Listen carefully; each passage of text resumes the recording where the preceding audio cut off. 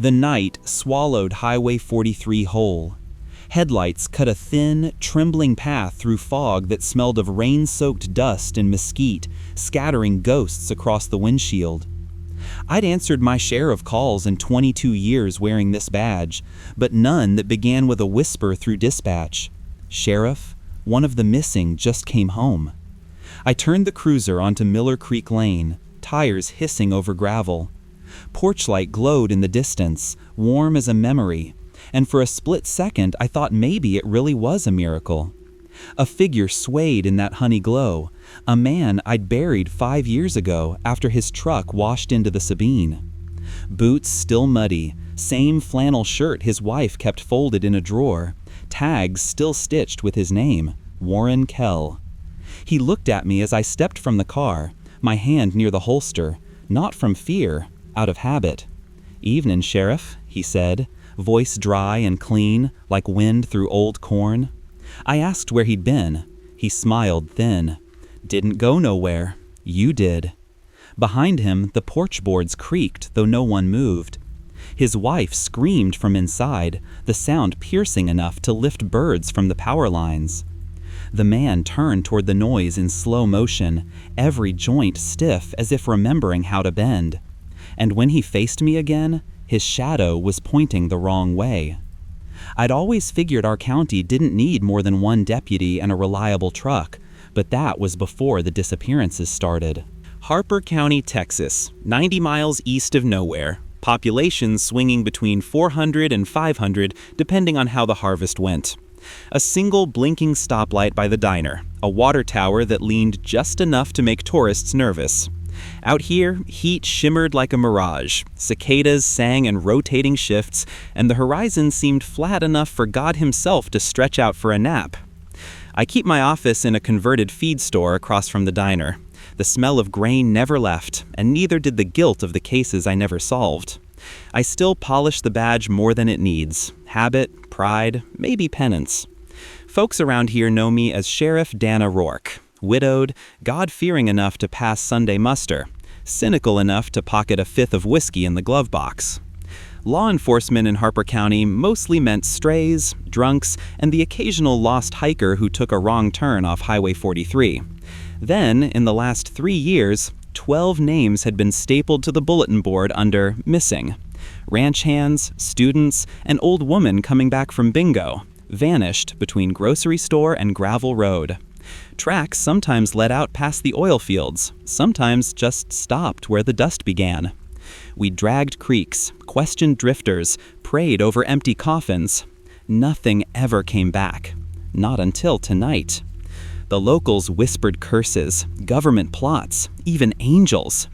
The church ladies held vigils, the teenagers held seances. When you've got more churches than stop signs, theology turns flexible under pressure. Now I stood on Main Street, dawn bleeding over the cotton fields, watching smoke from the Kell place fade into amber light. The town would wake soon, see what had risen. I fingered the old coin I kept in my pocket, one side rubbed smooth, the other showing a lone star worn thin. I'd flipped that coin after Warren's funeral and promised myself I'd find where all those lost souls went. Looks like the promise kept itself. Word spread quicker than wildfire through dead grass. By sunrise, half the county knew Warren Kell was back. By lunch, people were arguing whether it was him or a trick of the devil. By dusk, 2 more figures had surfaced, both long gone, both unchanged, both staring too long when spoken to. First was Bailey May, 17 when she vanished on her walk home from the football field. Her mama burst into my office, clutching the girl by the wrist like she might float away again. Bailey stood quiet, skin cold, lips pale as chalk. I asked her where she'd been. She said, "I didn't know I was gone." Medical check at Dr. Pelsey's clinic showed a pulse barely there, body temperature low enough to frost the stethoscope. Blood work clotted before a sample filled the tube. The doctor muttered about possible suspended animation, but she looked ready to faint herself. By the next evening, a third returnee walked out of the tree line behind St. Elmo's Church, Eli Hargrove, a rancher missing 2 years. His brother swore he saw Eli push through the cedars, barefoot, carrying his own hat like he'd just set it down. Every witness described the same thing, movements a second slow, eyes clouded as if remembering sight instead of using it. The town rallied at first, home-cooked casseroles, tears, prayers, but hope has a short shelf life around here. The resurrected never touched food. Plates sat untouched, coffee cooled where lips pretended to sip. And when evening sunlight slanted through windows, their presence dimmed it, as if the room was folding away from them. I drove to every house myself, took notes, asked the same question each time. "Do you remember anything?" Their answers were identical. A pause, a faint smile. Then, the ground was warm. By the fourth night, even I started watching my own shadow. It seemed thinner, like whatever brought them back had skimmed off shade and left me running light on soul. On duty outside Bailey May's place, I saw her through the window, standing over her sleeping mother. One hand hovered an inch above the woman's mouth, fingers twitching in rhythm with her breath, as if she was timing the inhale, memorizing it. When flashlight glare hit glass, Bailey looked up and smiled that same too-wide smile. I told dispatch to mark all reappearances under separate case numbers, RE01 through RE03. None of them had last names in my file titles. Didn't feel right reusing the old ones. Whatever had come back wasn't finished yet. By the end of that week, Harper County felt different. You could taste fear steeped in the humidity like iron in well water. Folks who'd once waved from porches now shut blinds at noon. Dogs quit barking. Even the wind lost the nerve to move the wind chimes. For the first time in memory, church bells didn't ring Sunday morning. Pastor Eldon said the clapper had gone missing. Nobody laughed. At the diner, people whispered nonsense over weak coffee. Someone swore they'd seen Warren Kell standing in the cemetery, hat off, mouthing names from the headstones one by one. Another claimed Bailey May walked into the river at midnight just to stand chest deep until dawn. I checked both stories, both true. The fluorescent cross above New Hope Baptist started flickering between red and white, a soft reminder that heaven and hell might be sharing utilities. Pastor Eldon held a meeting and said the world was caught in reverse, that the rapture had begun by sending the lost back before collecting the living. The faithful nodded, the rest packed bags. We lost cell service that night, static hiss replacing the gospel channel. Landlines buzzed with faint voices under the dial tone, sometimes saying names that hadn't been spoken in years. I slept with my radio tuned to dispatch, volume low enough to catch whispers between bursts of static. I could have sworn I heard my own name once, stretched long, like someone trying to remember it. Deputy Miller wanted to bring in state troopers.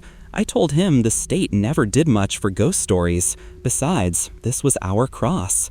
Still, when dusk fell, we rode through town together, headlights cutting across boarded storefronts and hand-painted God Save the Lost signs nailed to fences. Fear makes people loyal or crazy, sometimes both. By midnight, more houses blazed with porch lights than the stars overhead, every bulb humming like a prayer. But light doesn't chase away what's already your neighbor. We started the next morning the way we always did, with paperwork and black coffee gone bitter before it cooled. The sheriff's office smelled of dust, gun oil, and fried egg from the diner next door. Deputy Miller sat across from me, pen tapping out a metronome of nerves. 3 families are demanding statements, he said. Dr. Pelsey won't release the reports, says she's got to call Austin first. I nodded, flipping through the files till my thumb found RE01. The photos showed Warren Kell under harsh fluorescent light. His eyes reflected white, no iris, no red flash, just white. You ever see a body react like that to a camera? Miller grunted. Dead deer eyes, maybe. We drove to the clinic anyway. Nurse at the counter looked grateful to see a badge that wasn't asking for an exorcism. Inside, Pelsey had 3 sealed coolers stacked by the autoclave and one of those holy crap expressions doctors aren't supposed to wear. Internal temps dropped again overnight, she told me. No clotting, no oxygen use, but the cells won't die. They're maintaining. She pressed a cold hand to her brow. They're colder than refrigeration and still moving. She'd drawn nothing but clear serum from Warren's veins, no red cells, number clean. She handed me the syringe like proof of a curse. Tell me this isn't human, Dana. I wanted to comfort her, but the hallway lights buzzed louder each second until the bulbs blew, one by one, a zipper of glass and sparks marching toward us. When the last bulb popped, every cooler lid jumped. Inside the nearest one, something sighed, long and deep, like a lung remembering work. That was enough evidence for me. We left before finding out what exhaled. Back at the office, I faxed a summary to the Department of Public Safety in Austin. The line crackled after the header went through. A minute later, the machine spat out the same page, already stamped, received, and declined. No further action. Miller stared. They answered before they got it. That night, I pored over old case notes till my eyes blurred. A single link kept surfacing. Each missing person had a kin working the rigs 15 years ago, when that blowout under Range 7 took 8 lives and poisoned the ground for miles. The company capped it, paid hush money, vanished. Now the ground seemed to be coughing them back up, reclaimed, repackaged, polished with a hellish sheen of resurrection. I added a line at the bottom of my report. Possible connection to Range 7 collapse. Cross-ref soil samples. Acrid, metallic odor like ozone. Then I shut the file before the ink dried because the paper looked like it was breathing. Pastor Eldon Keene asked to see me after Wednesday service. The crowd had thinned. Hymns still echoed down the hall like ghosts reluctant to leave. He waited in his office with the blinds closed and a single lamp burning low. A smell of smoke and old cotton hymnals thickened the air. "You were at the rig collapse, weren't you?" he asked before I even sat. Not accusation, resignation. I nodded. I'd been a junior deputy then, 24 and hungry to prove myself. 8 bodies we never recovered, the well sealed under concrete and salt water. He leaned forward. "I officiated 6 of those funerals," he said softly, "but their families never stopped coming to me. They wanted closure. They wanted them back." His voice broke on that word. So last Easter I tried to give it to them. He opened a desk drawer and laid out a stack of blackened Bible pages. Each one curled at the edges, the text blistered till the ink ran like dried blood. "A ritual," he confessed, "supposed to draw the departed home. There was a storm that night. I recited Luke 24 and something that wasn't scripture. The sky flashed and the ground seemed to sigh." He looked suddenly very old. Next morning, the grave dirt was smooth as glass, and I felt peaceful, for the first time in years, until Warren came back. I studied the pages. Latin phrases spat between verses. Ad levare mortuos, terra redeat corpus, raise the dead, return the body to earth. A theological boomerang. "You understand what you called," I said. "It obeyed the letter, not the spirit." He smiled tremulously. "Then pray with me. Maybe we can undo it." The lamp flickered as if agreeing, and then went out, leaving only moonlight through the slats. From beneath the floor came a faint tapping, slow and measured, like knuckles on wood, replying to his prayer. Morning brought heat thick enough to stew regret, and the morgue stank stronger than usual, formaldehyde wrestling with old metal and something newer, earthen, sweet in a sick way. Dr. Pelsey met us outside, arms folded tight, gloves already dark at the fingertips. "They started moving again," she said flatly. I wanted her to be exaggerating. I wanted 1,000 things that day, a confession, a nap, a miracle. Instead, we got 3 stretchers lined like question marks along the tiled wall, sheets drawn to the chin. The hum of the generators deepened, faltered, deepened again. The overheads flickered to a jaundiced pulse. I peeled back the first sheet. Warren Kell. Same half-smile frozen, pupils filmed with gray. I leaned closer. His chest rose. Not a breath. A swell, like something inside pushed up to test the skin's elasticity. Pelsey steadied a scalpel. "I need to know what's underneath," she whispered, more scientist than doctor now, or maybe priest in mid-sin. The blade sank. There was no blood, just a crackle, as if she'd cut into packed earth. The incision split wider on its own, grainy dark soil spilling out, threaded with roots as fine as hair and beating faintly like veins. Tiny gnats floated up, wings shimmering metallic green. Pelcy dropped the scalpel with a clatter. "Oh God!" Miller gagged behind a fist. I pressed the wound edges apart. Deeper inside ran what looked like white twine, pulsing slowly, connecting ribs to lungs that weren't lungs at all, fibrous pods, hollow and dry as gourds. Movement rattled along them like wind through reeds.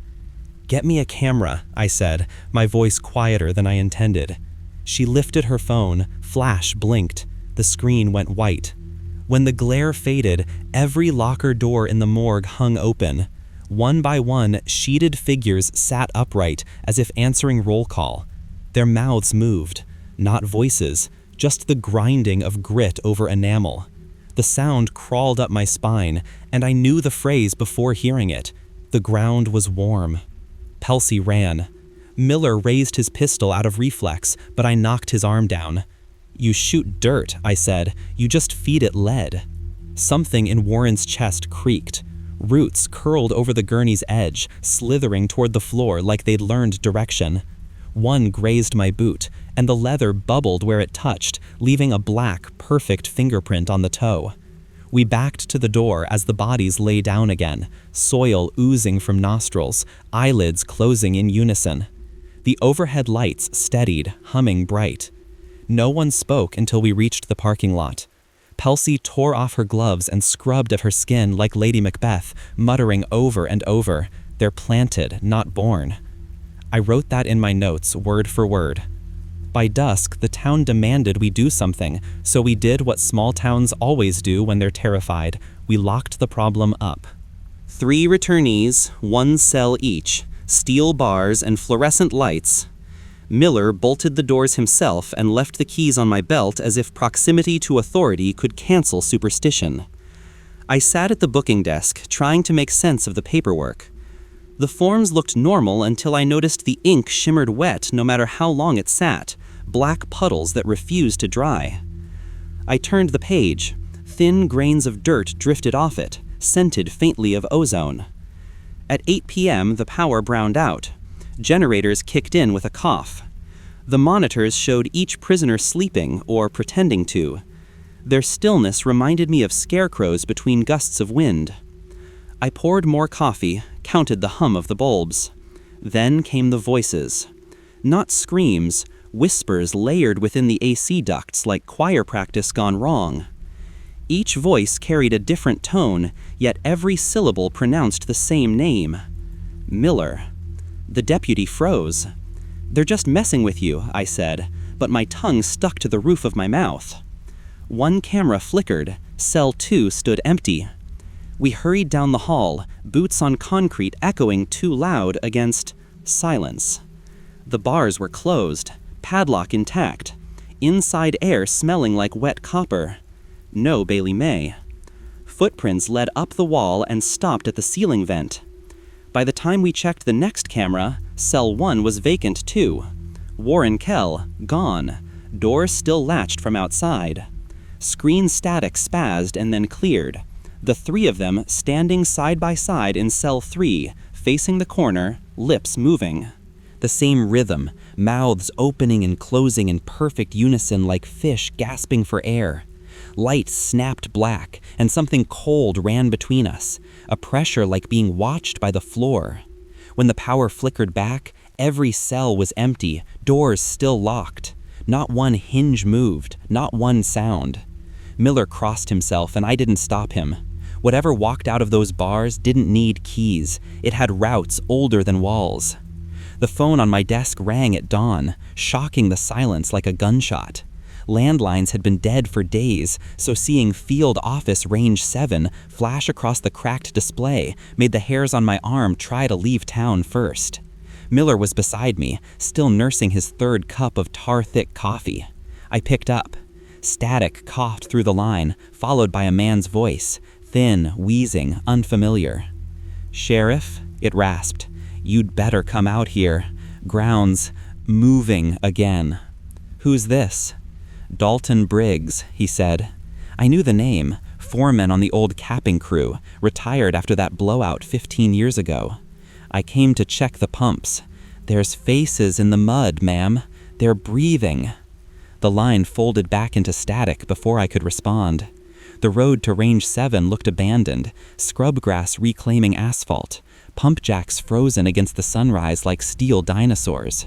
As we rolled closer, the air thickened with that same scent from the morgue, wet soil and electricity after rain. Briggs stood by his truck, pale, hand shaking toward the pit. The ground there was slick with black clay, but when the wind nudged the surface, we saw it ripple, not from movement above, but from pressure underneath, like something huge shifting in shallow sleep. Then faces broke through, human lines pressed into the mud, lips flexing, eyes rolling open, thin tongues of soil pushing between teeth.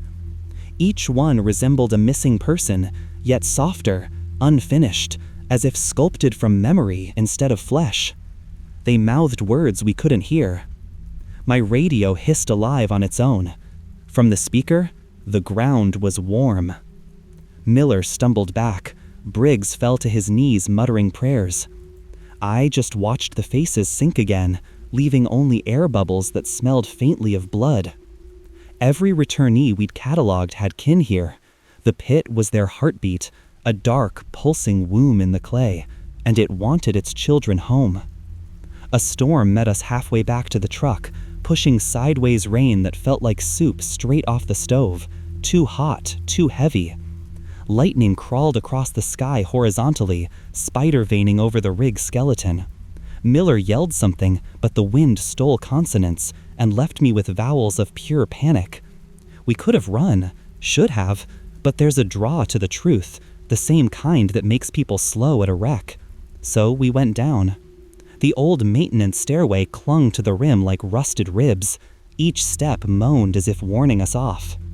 Our flashlights licked the puddled ground below. Water should have collected at the bottom. Instead, the pool rippled without a breeze, depthless. The air smelled metallic, echoing Pelsey's autopsy room. Beneath it, a faint sound rose, heartbeat or motor, it was hard to tell. Miller crouched, palm pressed to the earth. "Ma'am," he said, voice uneven, "it's hollow." We listened. There came whispering underneath our boots, not one voice, but dozens, threading through each other like wind in corn. Our names. My own name came slower, tomb-heavy, Dana Rourke. The mud at our feet sloughed away, revealing a wide tunnel ribbed with roots thick as snakes. Every few feet a lantern's glow bled from the walls, though no lamps hung there. I'd swore the light came from inside the roots themselves. We followed anyway. The path twisted downward, heat pressing in. We were descending toward the rig's buried heart. Shadows danced in the moving glow. Sometimes they looked human, sometimes not. Paper tags from the old oil barrels lay half melted into the walls, marked with chemical warnings and company logos eaten by rust. Whatever the corporation sealed here, it had fertilized itself. The tunnel opened into a cavern the size of a football field. The ground pulsed unevenly, mounds rising and sinking in breath-like rhythm. At the center stood a column of intertwining roots, forming something almost architectural, a small-town skyline sculpted in mud and sinew, church steeple, water tower, courthouse dome. Our town, Harper County. "You seeing this?" Miller whispered. Before I could answer, the model trembled. Holes opened across its surface, releasing mud-thick steam. Shapes stepped out, loose semblances of the missing, featureless but walking upright, forming a circle that studied us with blank intention. One of them spoke in my father's voice, low and careful. "You called us back." Eldon Keene's ritual. Every grave filled with sentiment, every prayer a shovel of its own. The ground remembered, and now it began rebuilding its congregation. Mud fingers brushed Miller's sleeve. He tore free and fired 2 rounds. Dirt puffed, no effect. I pulled him toward the stair we came from, but the passage behind us was sealed, roots knitting faster than thought. The floor began to rise, swallowing our boots as the pulsation grew deafening. I realized then what the thing wanted. It wasn't summoning the lost. It was manufacturing replacements, us included. And the ground was smiling. The roar in that cavern built until our skulls vibrated. Roots struck the walls in rhythm, throwing off wet sparks of bioluminescence that painted everything in sickly green. Miller shouted that the generator tanks were still buried somewhere below, that if we could find the release valves we might burn the whole vein clean. I didn't argue. Reasoning with whatever was inside the earth seemed like trying to teach thunder etiquette. We sloshed through ankles of syrupy mud, lungs filling with the smell of iron and rot. Around us, the mud people, copies of the missing, stumbled closer. Their faces, half-formed, slid like wax. They reached out, seeking shape by touch. Each palm that brushed my jacket left a smear that burned cold. At the pit's far end, the earth widened into a sump full of old equipment. Miller waded in, feeling through the muck until he hit metal. He looked back at me, grin ghost white under the flashlight beam. Tanks are full of waste gas. 1 spark should do. I pried open my lighter, an old Texas Ranger souvenir, dense, catching the light. On 3, he nodded, then turned. A figure stood behind him, identical down to the dimple in his chin, his own face, calmer, somehow disappointed. "We were meant to stay," it said, voice like sand sliding down glass. Miller froze. I shoved the lighter forward. The copy reached out first. Its hand passed through fire. The cavern inhaled. Flames sprinted along the veins of gas like lightning through veins of the world. Heat slammed us against the wall. For an instant I saw everything. Roots thrashing, the miniature Harper County twisting apart, the preacher's spell burning letter by cursed letter. Then the roar caved into silence. When I blinked, Miller was gone, only ash flurrying where he'd stood. The roots around me blackened, retracting deeper into the soil, leaving trails like veins on cooling skin. The light died altogether, replaced by the slow drip of oil and something almost like breathing. I crawled upward, half blind, the lighter's ember my only star. The stairway above was open again, the storm outside pulling at me with honest wind. Whatever we destroyed, it wasn't finished dying. I could feel it, contracting, memorizing. I reached the surface crawling, palms raw, mouth filled with clay that tasted faintly of blood and copper pennies. The storm had broken, but heat still pressed down like an invisible hand. Behind me, the pit glowed a dull red, sighing each time lightning cracked across the clouds, as if the earth were exhaling its disappointment. I called for Miller until my throat shredded, but the only answer was rain sizzling on hot stone. The rig tower leaned at a human angle, ready to fall, each rivet ticking like a clock winding down. I staggered to my truck, half mad with exhaustion, and collapsed against the driver's door.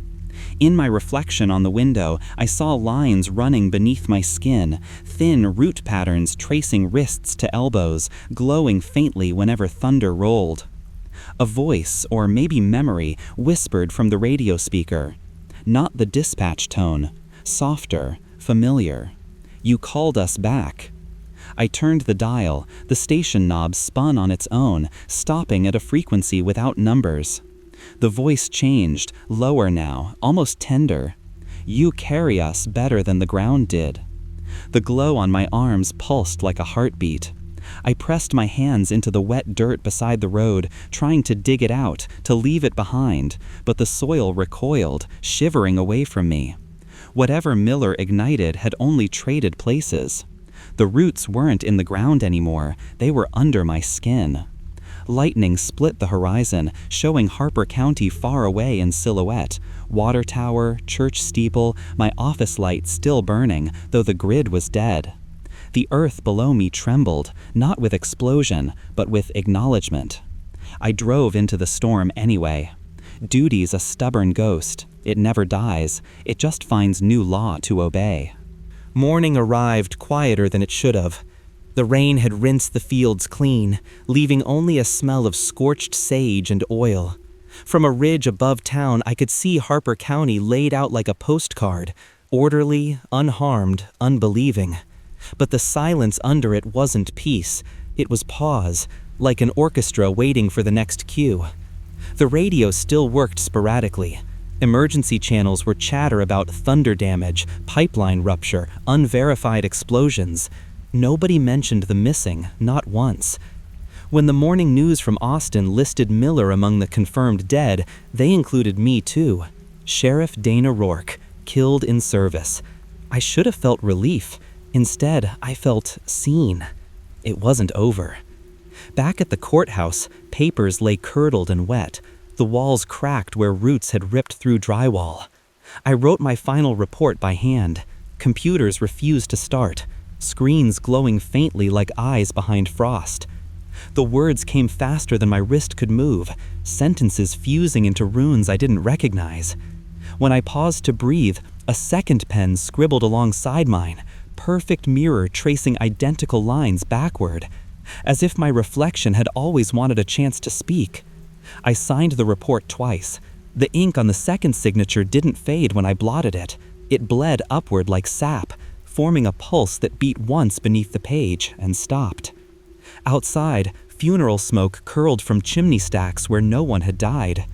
Children's chalk drawings covered the pavement, smiling stick figures holding hands beside houses with windows blacked out. A cold wind ran through the cotton fields, and dirt hissed like whispering. I found an old Polaroid in my glove box, one of the missing kids' school pictures. I flipped it over to note her name. When I turned it back, the photo had changed. She stood beside me in a hallway that never existed, both of us smiling. I should have burned it. I only put it on the dashboard and kept driving.